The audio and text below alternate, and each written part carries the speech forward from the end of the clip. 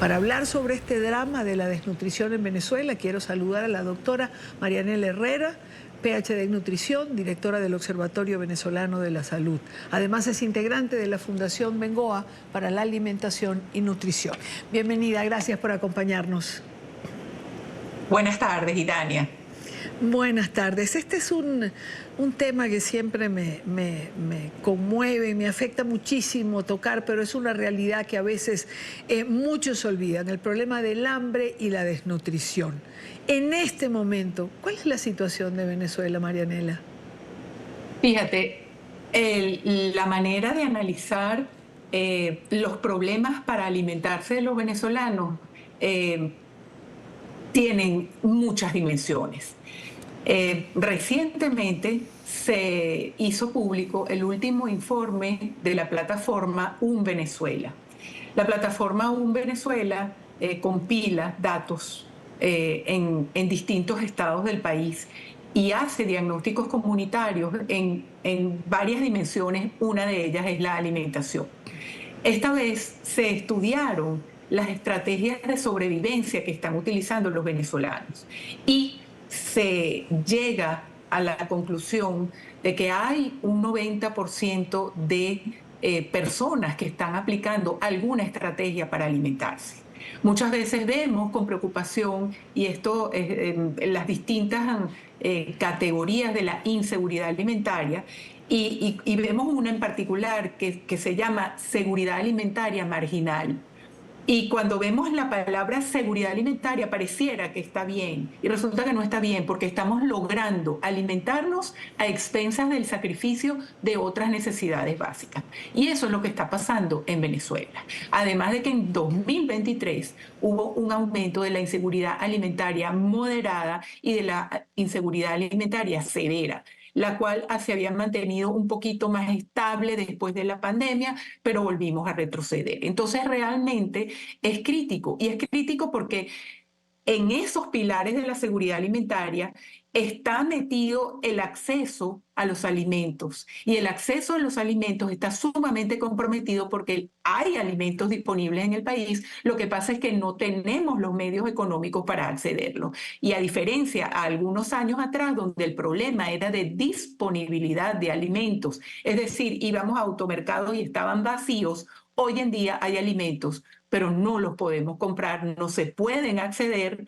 porque no tenemos los medios económicos. Uno de tus entrevistados anteriores en Caracas también decía que con esos sueldos y con ese poder adquisitivo mermado de los venezolanos, ¿cómo vamos a alimentar a la población? Y eso es sumamente grave. Cuando hablamos, Marianela, de el 90% de la población utiliza algún tipo de estrategia para alimentarse, ¿qué queremos decir? ¿Cómo le explicamos a quienes nos están escuchando y viendo qué hacen? Fíjate, hay gente, por ejemplo, que decidió hacer 2 comidas al día. Hay familias donde las madres no están comiendo para que sus hijos puedan comer.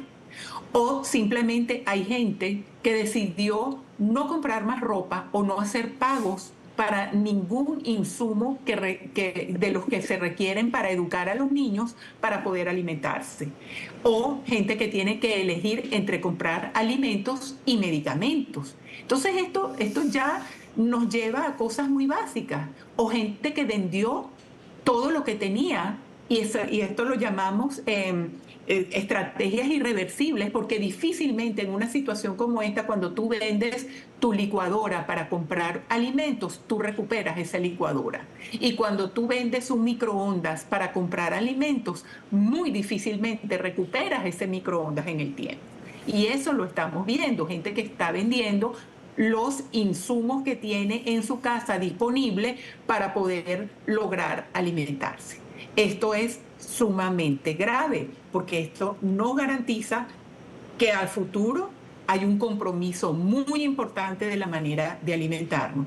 Y esto, pues por supuesto, tiene las consecuencias más visibles en términos de desnutrición, Claro. en términos crónica y aguda, pero también en términos, por ejemplo, de las tradiciones culinarias que van a desaparecer, porque si tú no tienes cómo comprar los alimentos, tú nada más te vas a alimentar con los alimentos rendidores, lo que llamamos los alimentos rendidores, que son los que te permiten mitigar el hambre, la sensación desagradable en la boca del estómago y realmente impedir que tú sigas maltratando a tu cuerpo con esa sensación. Pero no estás ni logrando una nutrición adecuada, ni estás logrando el completo desarrollo de los niños, ni estás, mucho más grave, no estás alimentando los cerebros que tenemos que alimentar para el país.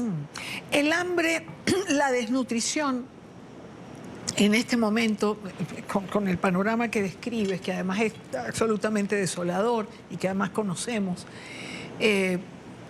¿afecta por igual o a unos sectores más que a otros? Fíjate, lamentablemente estamos viendo una afectación casi que en todos los niveles y en todos los grupos de edad.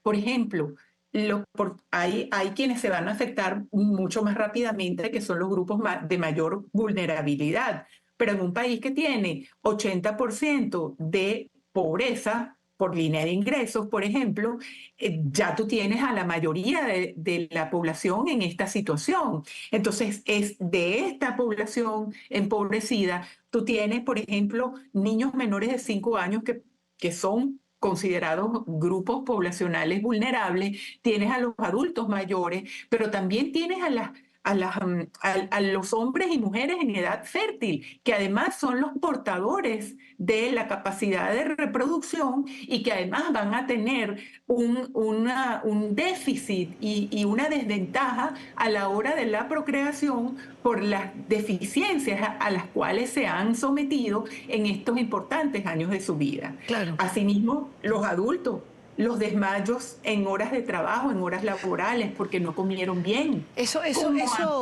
me hace recordar, y te interrumpo, porque hacía yo una entrevista en algún momento a María Teresa Velandria y estábamos hablando de algo particular y no sé por qué hizo el inciso y contó que una colega profesora en la Universidad Central se había desmayado y todos corrieron a atenderla porque no había podido comer en 3 días y esa es la realidad. Y ahora cuando nuestro periodista presentaba la nota, que la profesora contaba cómo antes cuando veían a un niño con hambre, pues le daban su alimento, su arepa, ahora compartían el hambre con los niños. Y esa es la realidad de Venezuela, el hambre. No todos están como Maduro, también alimentados y salen así pues fuertes y grandotes. No, esa no es la realidad. Así es, Idania, y es una lamentable y triste realidad que afecta a la mayoría al día de hoy. La mayoría tiene problemas y además la crisis es un estado de policrisis, porque para solucionar los problemas que tenemos hoy en día en relación a alimentación y nutrición, necesitamos pasar por la resolución de otro tipo de problemas, porque cuando tú vas a analizar y haces el análisis de lo que tendrías que hacer para resolver los problemas de alimentación, te encuentras con que no hay agua. Y no hay agua segura, no hay agua potable, Claro. eficientemente para la población, pero tampoco hay electricidad y tampoco hay servicio de gas. Y todo eso es un componente de la bioutilización Claro. de los alimentos. Claro. De tal manera que entonces, bueno, tenemos allí un problema importante y difícil de resolver. Marianela, hay un punto que no quisiera dejar por fuera en la entrevista y es algo a lo que siempre voy porque me impactó muchísimo la primera vez que lo oí.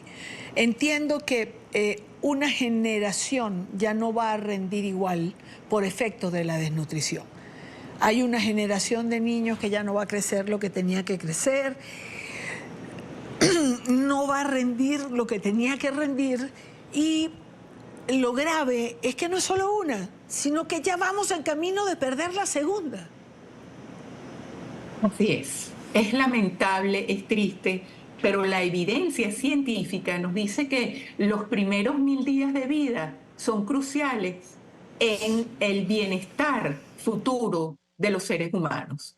Y esos primeros 1000 días de vida van desde la concepción hasta el final de los primeros 2 años. Y todo lo que ocurre allí en términos positivos o negativos se va a reflejar y tiene un impacto sobre la salud futura de las personas. De tal manera que cuando entonces nosotros empezamos a ver un niñito cuya madre estaba ya desnutrida al momento de la concepción, esa madre no tuvo acceso al cuidado prenatal adecuado y no se tomó los suplementos de ácido fólico. Entonces es un niño que está expuesto a defectos del tubo neural y es un niño que posiblemente va a tener un desarrollo cerebral deficitario porque hay un nutriente que hemos trabajado muchísimo últimamente que se llama colina, y la colina que está involucrada en todos los procesos de desarrollo del cerebro y que está presente, por ejemplo, en los huevos, en el pescado, en la carne, y no la estamos encontrando con una ingesta adecuada en las mujeres durante el embarazo y en los niños después que nacen y ya cuando pueden consumir otro tipo de alimentos distintos a la leche materna, entonces estamos viendo cómo y estamos siendo testigos en primera fila de ese maltrato a los futuros cerebros de nuestro país. Es absolutamente triste y yo intento, realmente cuando se habla de esto, intento siempre mantenerme, no quebrarme, ¿no? Pero reconozco que cada vez es más difícil. Al final es el país del que vengo, es donde nací, es donde tengo familia, donde tengo amigos, y esta es una realidad que los afecta a todos de una manera o de otra. No existe unos menos, otros más. Bueno, claro, ya sabemos a quiénes no. Marianela, te agradezco mucho que me acompañaras. Gracias, siempre es un gusto hablar contigo, aunque sean tan duros los temas que siempre tratamos. Así es, Idania. Muchísimas gracias por visibilizar y por decirle al mundo lo que está pasando. Gracias a ti por ayudarme. Marianela Herrera, PhD en nutrición y es directora del Observatorio Venezolano de la Salud. Esta es la realidad de Venezuela 25 años después de que Hugo Chávez asumiera el poder.